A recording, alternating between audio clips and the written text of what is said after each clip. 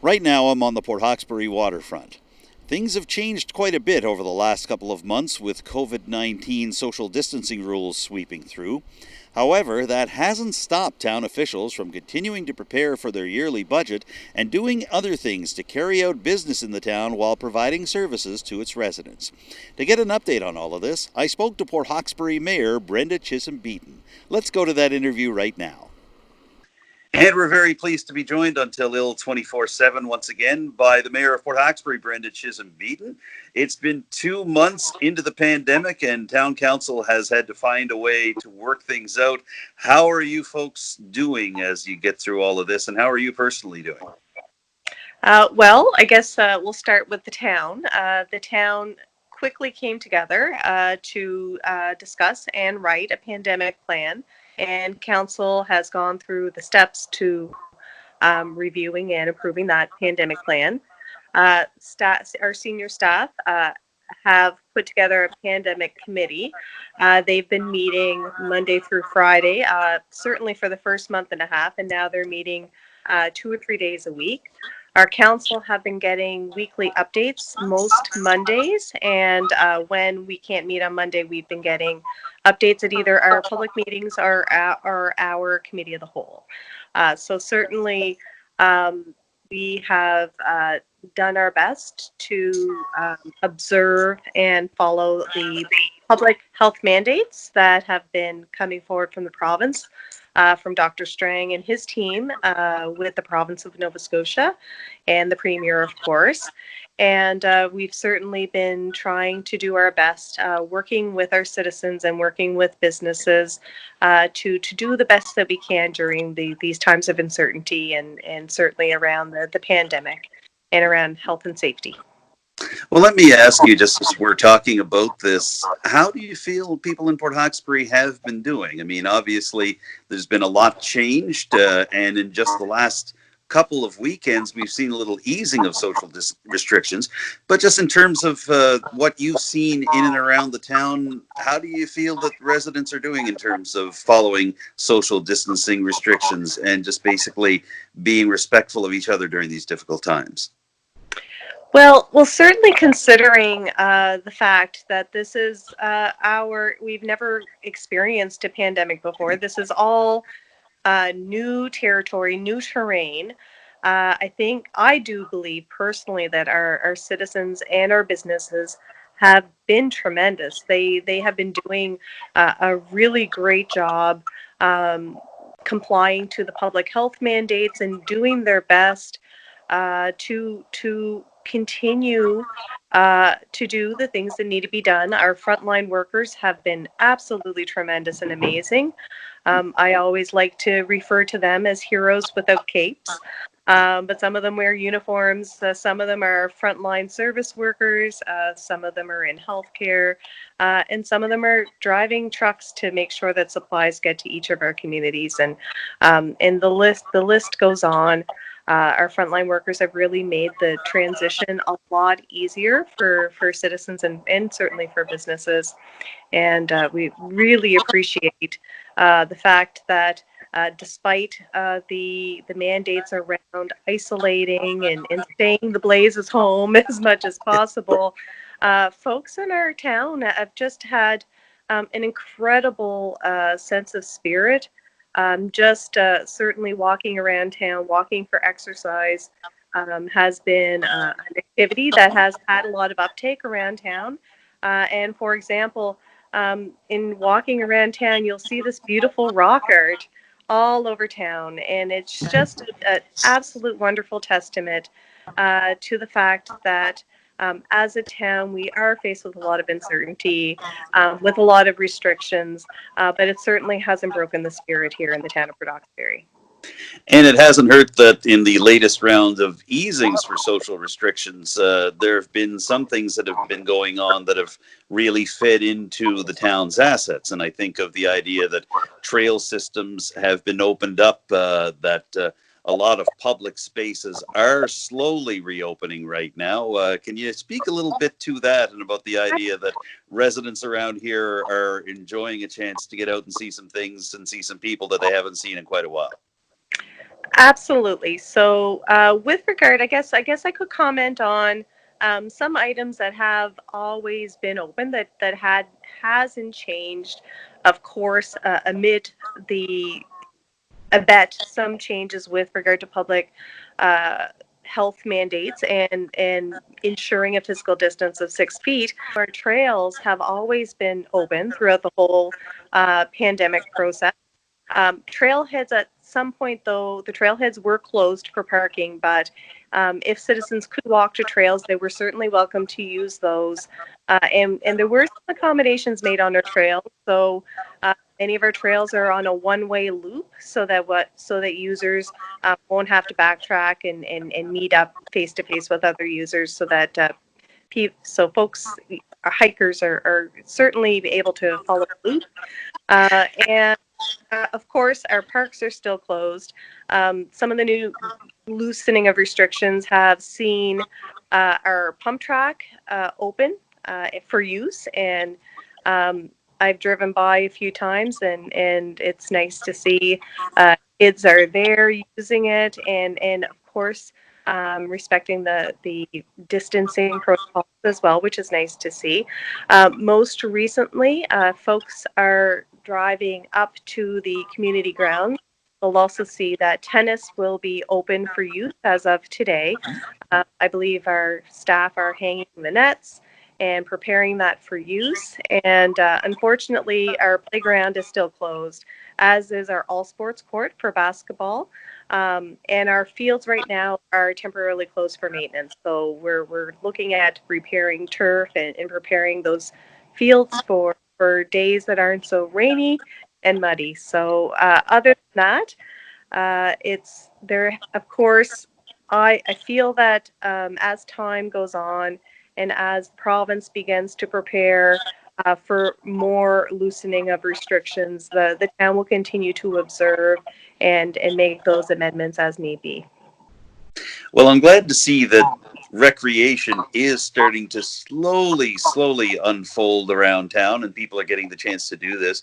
And I'm wondering if you could speak to a partnership that the town has struck with the local Canadian Tire outlet. Can you speak to a bit about that and what the thinking was in terms of partnering with a local business to get these recreation items out to people?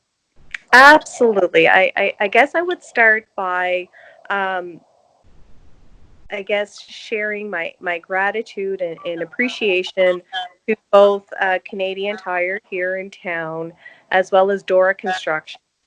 They've come together in collaboration with the town of Port Hawkesbury to try to level the playing field, so to speak, with regard to some families who may not have access to outdoor recreation activities, or the basic kind of items that they would need to encourage a healthy outdoor lifestyle and to encourage some active participation outside of the household. Certainly hockey pads and a hockey net are amongst the many items that families can borrow from the town of Port Hawkesbury for a week's time. And these items will be delivered to families on Tuesdays, then picked up the following Monday. Really interesting items that I've never even heard of before. So I'm sure citizens and families will be quite excited to participate. And it is leveling the playing field a little bit because not all families can afford to purchase those types of items to be able to engage outdoors. And certainly with the financial burden that has been presented throughout the pandemic, this is something that the town feels very proud to be able to participate in. Let's look ahead a little bit past what will be a difficult summer for Port Hawkesbury, with events like the Granville Green concert series being shut down, the Festival of the Strait not operating as well too. But as we look to the fall, we recently got confirmation from the provincial Minister of Municipal Affairs that municipal elections in October are indeed going ahead as scheduled. The minister, Chuck Porter, has challenged municipalities across the province to try to find ways to hold these elections. Can you give me your immediate response as mayor and whether you feel Port Hawkesbury can take up this challenge in the fall? Well, I think your use of vocabulary in your description is correct. It certainly is going to be a challenge. That's a very good word choice, Adam. And of course, the main message I could leave citizens with and yourself with is that this was a decision that came forward from the Minister of Civil Affairs, Minister Chuck Porter. The reality that it presents as a result of that decision is that municipalities now will have to explore safe in democratic ways to ensure that this election goes forward. The challenge being that the traditional ways that candidates have campaigned, some of those strategies are just not going to be feasible amidst a global pandemic. Some other I guess thoughts that I could offer on my behalf. Of course, I can only represent my own perspective on it. I don't want to speak on behalf of council or any other municipal person. But my thoughts are that because we will have to be creative, because we will not be able to perhaps employ the same traditional campaigning methods as used in the past, that this will present an incredible disadvantage to new folks putting their name forward for municipal election.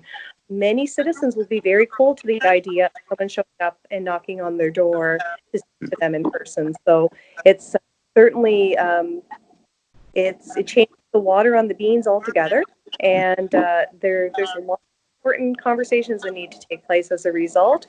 E-voting is not something that every municipality has capacity with. There's cost associated with that, Adam. And we know in conversations we've had with other municipalities that many municipalities are already facing a lot of financial burden as lost revenues and COVID-19 challenges for businesses, for citizens to be able to pay their portion of the next cycle. Add to that the cost of e-voting, could present its challenges. So that's one hope, that I really do hope that because the decision has come forward from the province, that they'll be willing to help prepare us for a safe election that's democratic and safer candidates, safer our constituents, and safe all around. Brenda, continuing on the topic of getting new candidates involved in municipal elections, I know that you were one of the key organizers for the government focus group's Leadership School for Women that was scheduled to take place this month to be able to encourage new female candidates for the upcoming municipal elections and band council elections around Cape Breton Island and northeastern Nova Scotia. Obviously, with COVID-19, that's not happening, but I do understand that there is going to be an online version of this leadership school coming in August. Can you tell us about why you feel it's important to be able to proceed with this program for female candidates at this time? I think it's going to be important to kind of create a program, and really it's kind of like we're making history, so to speak, because we have this opportunity to create a program amidst this global pandemic that will match perfectly with the reality or the best that we can aim for with COVID-19. So we're essentially going to be writing new material to provide to participants to assist them with running an election with COVID-19 as a reality, and hope that will help our participants. And I'm not sure if there are any kind of learning opportunities or training opportunities that will be provided by the province for any general men and women who may be interested in municipal. Sometimes there are campaign schools that occur. I'm not sure if there is a provincial plan to be able to provide that kind of training. I haven't heard that will be happening, but that may still be happening. It's not certain. But we will be looking at having modules made for the women who participate in our school. So perhaps some of those modules can be made available on our website, and really can be viewed by anybody interested. Have the dynamics changed for this female leadership school, Brenda? Are the candidates that were interested in coming on board still interested in doing that with all the changes that have happened as a result of COVID-19? We should know in the weeks to come, so time will tell whether or not that interest is still there. So we definitely will be discussing some options should connectivity be an issue or a barrier for education. So we are looking at some other options. Again, from our traditional plan of the school that we were wanting to hold, our mantra has been to try to remove as many barriers as possible, and we still want to honor that mantra as much as we can, and enable women as much as we can, so that they can channel their inner leader, whether they want to run in municipal election, another election, be involved in any way, or just be a leader in their community. We've covered a lot of ground in just a short time, Brenda, and I appreciate you taking some time for me today. Did you want to add anything else about all of this, or just your overall perspective as to where we are now, just before we wrap up? I just like to thank citizens from all around the Strait region, from all around Cape Breton and Unama'ki, for staying the course, and for everybody doing their part. Look at what the world looked like this time last year. We're almost doing the opposite of what we knew to be what was best for people's mental health, and it was being social, getting out, and certainly not being cooped up in your household. So it's definitely a different time and place. You know, people could have been struggling, and have been persevering. And we're all going to come forward with a better idea of who we are as Nova Scotians and what we truly value as a result of all of this. So I'm glad to see that we share that perspective as well. Brenda, thank you so much for giving us some time here on Telile 24/7. We really appreciate you checking in with us again. My pleasure. Big fan. All right, no trouble at all. We've been speaking with Mayor Brenda Chisholm-Beaton of the town of Port Hawkesbury. She's been speaking to us by Skype